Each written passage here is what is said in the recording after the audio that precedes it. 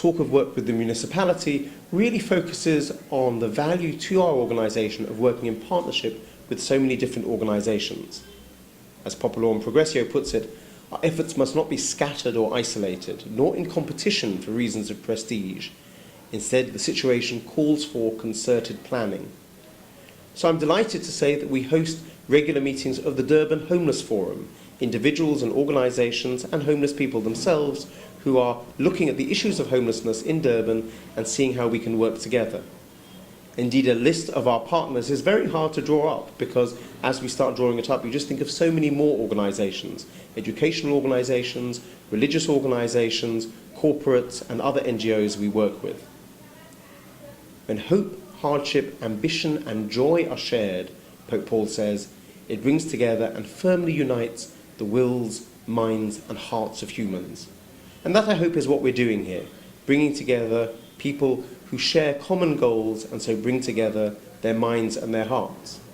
And we do that in physical ways. We provide opportunities for people to sit down together and share meals together. In fact, our Meal of Reconciliation on December the 16th has become a key part of the annual calendar, where, as Pope Paul VI predicted, the poor can sit at the same table as the rich. That's just one example of the many ways in which we've tried to provide opportunities for different citizens of Durban to come together and encounter each other. The sleep out that we organised with iCare around City Hall earlier in the year provided a way of people sleeping just for one night on the streets alongside other homeless people, and we hope deepening their knowledge of the situation, but also, to quote Popolo and Progressio, enlarging their hearts.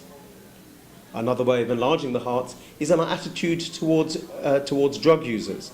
And this has become a big area of our work and a big new opportunity for partnership with the emerging Napier Centre for Healing.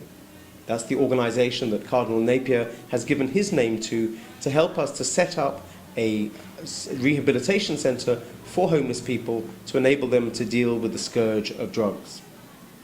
Because it's in that way that we can actually support people and not punish them, as the Cardinal said when he was speaking on the subject, and when he brought the Dennis Hurley Centre together with Ulwembu, the acting group that we've worked with, to help religious and priests from across the Archdiocese to look at the issue of drugs.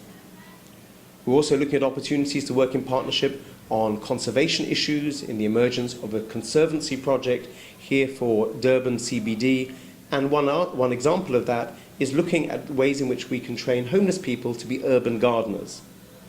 We're also working in partnership with World Changers Academy in the computer courses that we run, with DUT fashion students in our work with our sewing skills, and with local urban precincts and local car parks in training homeless people to learn how to clean cars using environmentally friendly products.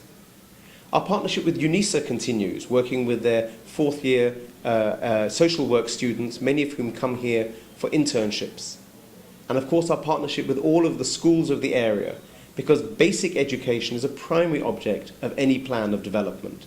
Not just in educating children in schools, but giving them an opportunity when they come here to be educated about some of the realities of life here in the city.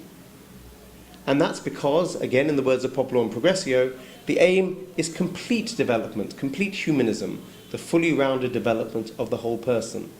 And that's why we're so interested in working with arts groups, in organising the junior and senior schools choir concerts, in hosting the arts projects from Ukuza, part of UKZN, in working now with the Drakendale Girls Choir School to promote quality of music for young women, and indeed beginning to use the Cathedral Mall as an opportunity for hosting and encouraging different arts events.